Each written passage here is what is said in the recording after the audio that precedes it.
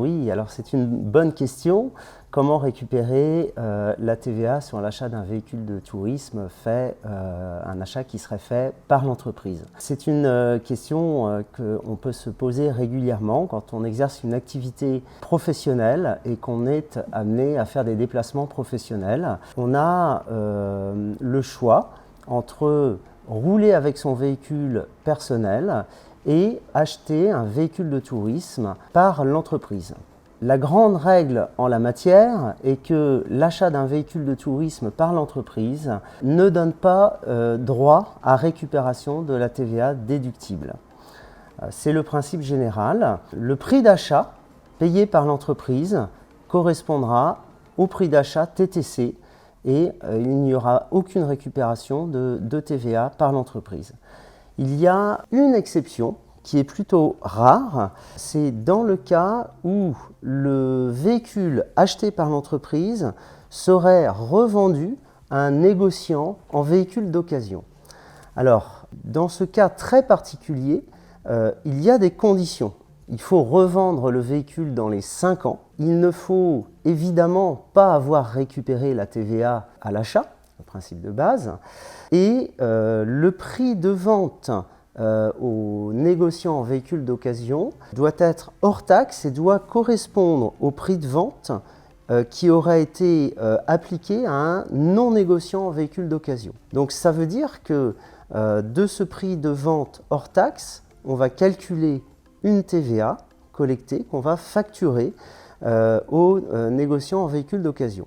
Et puis, dernière condition, on va récupérer une fraction de la TVA sur le prix d'achat initial, mais cette partie de TVA ne pourra de toute façon jamais excéder la TVA qu'on va facturer aux négociants en véhicule d'occasion.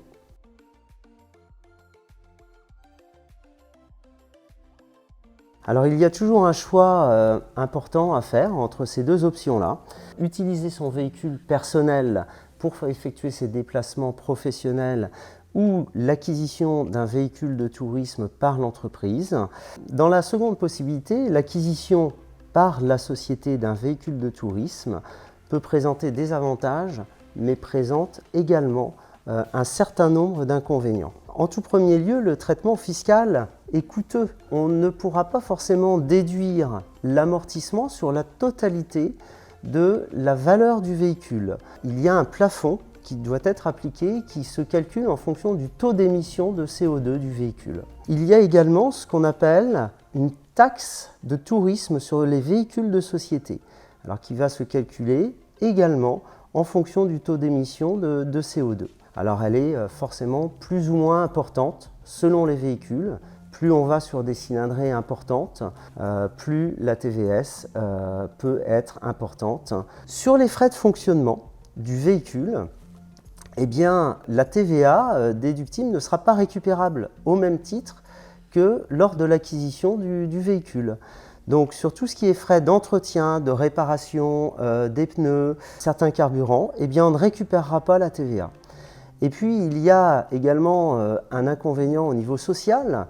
La mise à disposition du véhicule à la disposition du chef d'entreprise par l'entreprise engendre ce qu'on appelle un avantage en nature. Donc avantage en nature, c'est un complément de rémunération au profit du chef d'entreprise. Et donc ce complément de rémunération engendre derrière une taxation aux charges sociales et à l'impôt sur le revenu. A l'inverse, pour vous qui êtes chef d'entreprise, vous pouvez voir aussi certains avantages, faire prendre en charge le véhicule de tourisme par votre entreprise, c'est d'éviter à titre personnel de le financer. Voilà. Et d'éviter les décaissements à titre personnel. Néanmoins, il faut toujours penser au coût fiscal et social que cette opération représente. C'est pour ça que bien souvent, il est sans doute opportun d'utiliser son véhicule personnel et de fonctionner avec ce qu'on appelle le barème des indemnités kilométriques. Voilà, donc vous êtes amené à facturer vos kilomètres à l'entreprise, vos kilomètres effectués à titre professionnel, évidemment, à l'entreprise. Et le barème fiscal appliqué prend en charge les frais de carburant, l'entretien, les réparations, les assurances et également le financement du véhicule. C'est une indemnité qui n'a pas le caractère de rémunération, donc pas de charge sociale et pas d'impôt sur le revenu.